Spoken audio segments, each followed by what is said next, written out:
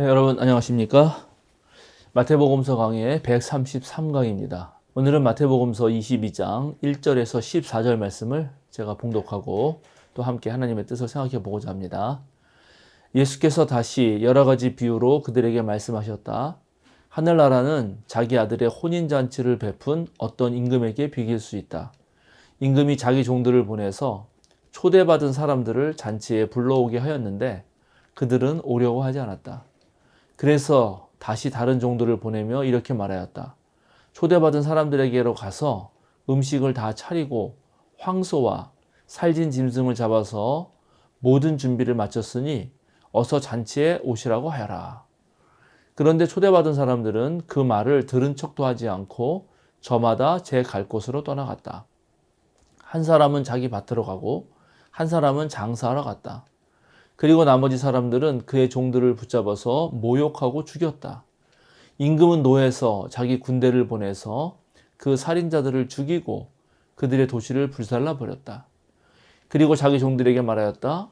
혼인잔치는 준비되었는데 초대받은 사람들은 이것을 받을 만한 자격이 없다. 그러니 너희는 내 거리로 나가서 아무나 만나는 대로 잔치에 청해 오너라. 종들은 큰 길로 나가서 악한 사람이나 선한 사람이나 만나는 대로 다 데려왔다. 그래서 혼인잔치 자리는 손님으로 가득 차게 되었다. 임금이 손님들을 만나러 들어갔다가 거기에 혼인 예복을 입지 않은 사람이 한 명 있는 것을 보고 그에게 묻기를 이 사람아, 그대는 혼인 예복을 입지 않았는데 어떻게 여기에 들어왔는가 하니 그는 아무 말도 하지 못하였다. 그때 임금이 종들에게 분부하였다. 이 사람의 손발을 묶어서 바깥 어두운 데로 내던져라. 거기서 슬피 울며 일을 할 것이다. 부름받은 사람은 많으나 뽑힌 사람은 적다. 예수님은 하나님 나라에서 누릴 그 즐거움들, 하나님 나라가 어떠한지를 설명하면서 종종 혼인잔치에 비유했습니다. 오늘 비유도 그렇지만 마태복음 8장 11절에도 보면 내가 너희에게 말한다. 많은 사람이 동과 서에서 와서 하늘나라에서 아브라함과 이삭과 야곱과 함께 잔치자리에 앉을 것이다. 이렇게 말씀하셨고요. 요한계시록 19장 9절에도 보면 어린 양의 혼인잔치에 초대를 받은 사람은 복이 있다라고 말하고 있습니다. 구약의 예언자인 이사야 또한 종말에 이루어질 구원의 내용을 잔치로 묘사하죠. 만군의 주님께서 이 세상 모든 민족을 여기 시온산으로 부르셔서 풍성한 잔치를 베푸실 것이다. 기름진 것들과 오래된 포도주, 제일 좋은 살코기와 잘 익은 포도주로 잔치를 베푸실 것이다. 그렇습니다. 잔치는 언제나 즐겁죠. 저도 제가 어릴 때 누구 결혼식에 가거나 또는 동네 잔치가 있으면 아주 흥겹고 신났던 기억이 있습니다. 잔치국수 참 맛있었고요. 그 다음에 돼지고기 편육, 또 샐러드, 우리 때는 사라다라고 불렀는데 일본식 표현이겠죠. 그런 것을 먹을 수 있는, 맛볼 수 있는 몇 번 안 되는 기회이고 또 잔치니까 많은 사람들이 모여서 아주 시끌벅적하고 덩달아서 아주 들떴던 그런 기억들이 아주 눈에 선합니다. 혼인잔치를 하면 일가 친척을 다 불러 모으고 동네 사람들과 또 그동안 친분이 있던 사람들을 모두 초대하기 마련입니다. 오늘 우리가 읽은 본문은 누가복음에도 나오고 또 여기 마태복음에도 나오고 심지어 도마복음서에도 나옵니다.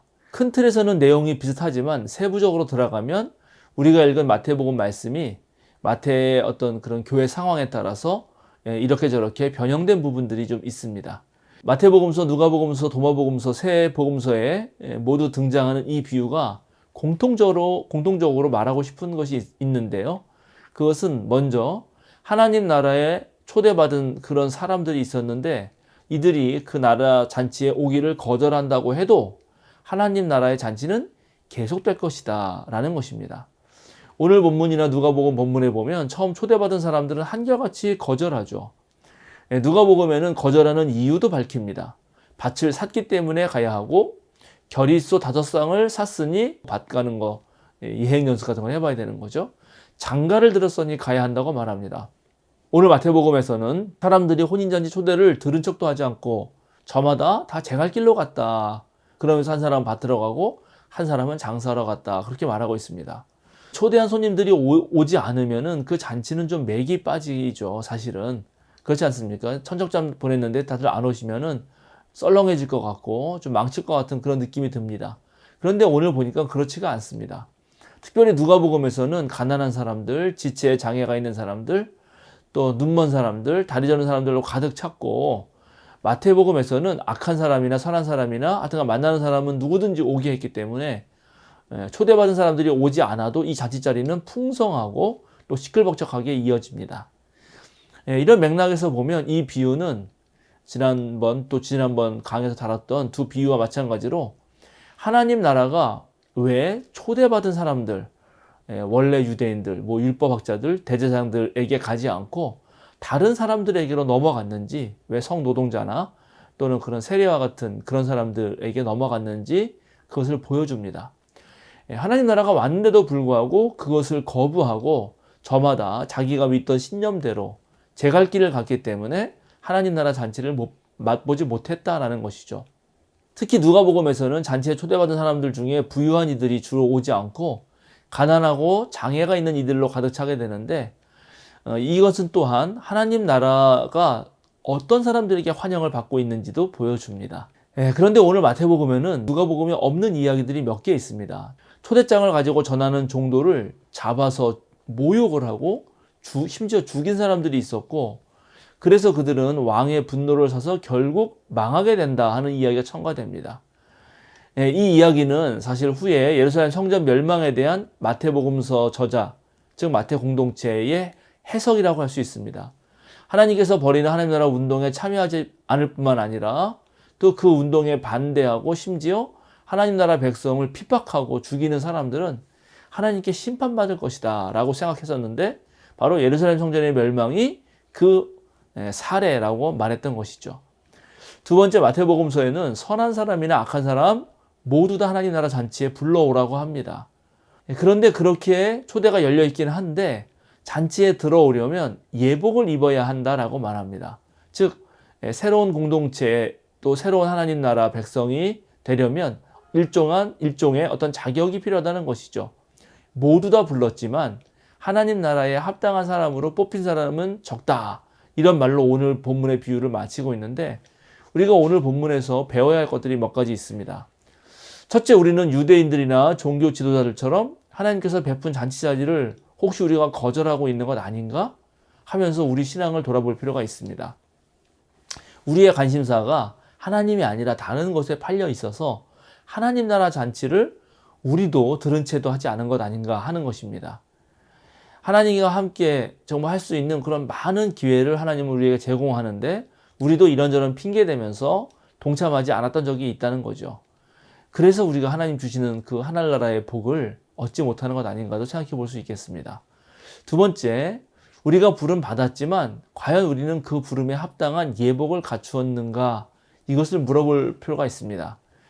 마태복음서는 산상설교를 통해 율법학자들보다 또는 바리새파들보다 훨씬 더 그들을 뛰어넘는 하나님의 의를 너희가 지녀야 된다라고 그렇게 강조했습니다. 우리가 원래 소금과 빛과 같은 존재였음을 또 깨우치고 그 빛과 소금의 역할을 하라는 것이죠. 우리 스스로 그런 것을 다 알고 정말 우리에게 베푸신 하나님의 그런 아름답고 훌륭한 소금과 빛의 모습을 드러내야 할 것이라고 생각이 듭니다.